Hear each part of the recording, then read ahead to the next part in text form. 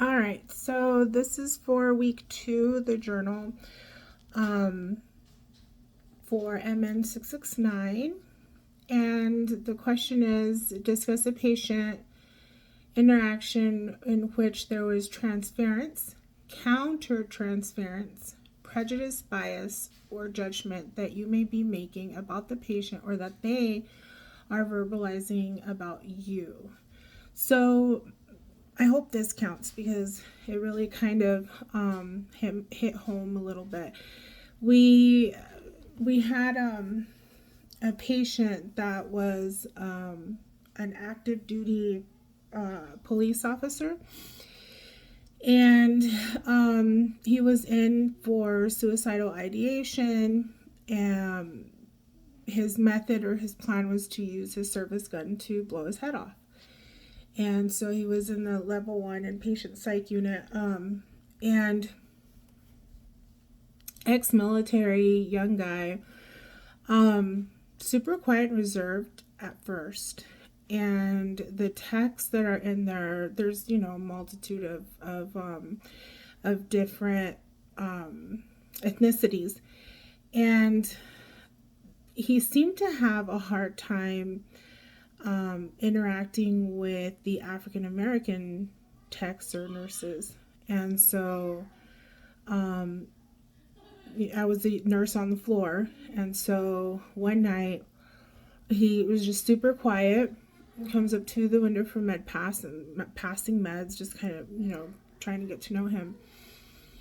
And the tech walked behind him, and he turns around like super fast, and like he was in charge of the tech. I'm like, oh, close the window. I run out, and he's just staring at the tech like, don't ever walk behind me again. And the tech is like, hey man, it's a hallway. Like, I was just walking down the hall, and he just goes off, and then the N word comes out, and the racial profile comes out, and you don't know who I am, and da da da, and I can, and it was like, okay, so we kind of de-escalated the situation, reported it to the provider. He only agreed to speak with me, would not speak to any of the techs that were of color.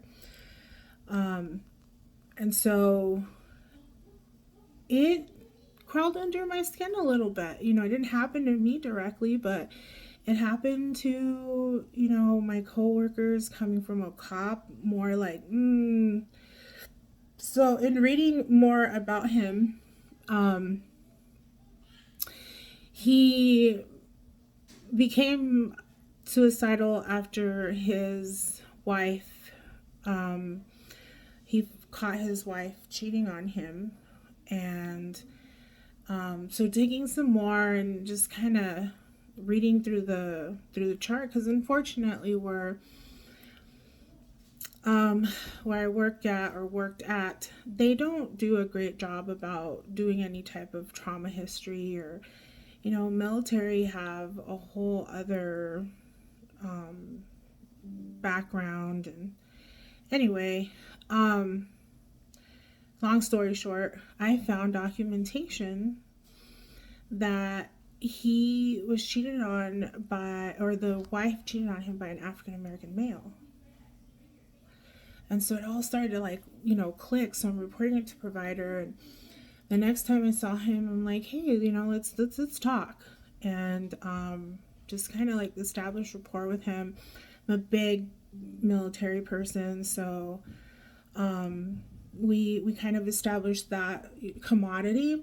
I'm not military, correct that. My husband's military, so I have a huge heart for our veterans. So anyhow, we connected and we spoke, and he's like, I know. He's like, I'm not prejudiced at all. He's like, it's just, it reminds me of what I saw when I walked in that room.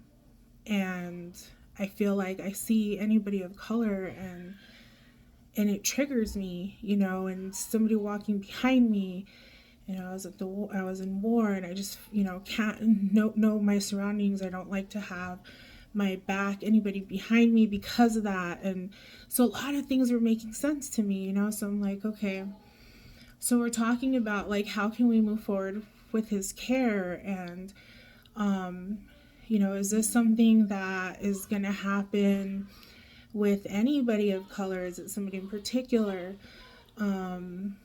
And so he, you know, we're talking and he's like, well, you know, to be honest with you, it is like anybody that looks like him that it just triggers me. Like I have to do something.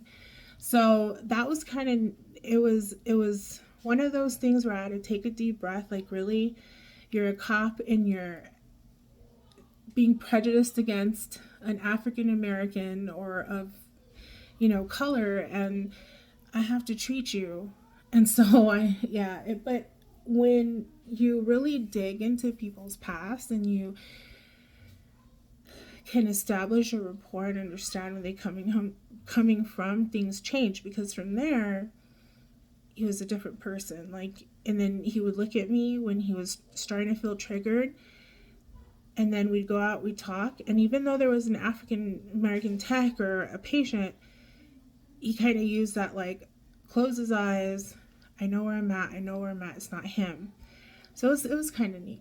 Anyhow, have you encountered this before? Yes. From where does this originate? So, you know, he didn't really do any transference on my part, but he did it to my techs. And as a charge nurse on the unit, it's like figuring out, okay, well, if I was a provider, and I was African American, how would I, you know, address the care? Would I be able to? Would he allow me to? Would it be of, you know, therapeutic to him? Would it be appropriate for you to continue to provide care to the patient? So, you know, if he's not comfortable and it wouldn't be therapeutic, and I'm the African American nurse, it's not going to be therapeutic. And so it's really up to the patient and where they are in their trauma and where they are on their, you know, openness to receiving care, and something like that, that I believe is crucial. So how would I prevent from affecting the care? So I've learned to take a deep breath, step outside if I need to, and analyze it from a different perspective. Because when I saw that, it was just like I could feel, you know, as being Hispanic, same thing. You feel that, like, prejudice just doesn't sit right with me. So I had to look in the inner me, take a deep breath, and then when I really dug, like, the behavior and where it came from, it's like, oh, okay, yeah, could see how that can definitely be triggering, you know. So anyway, that's my week 2.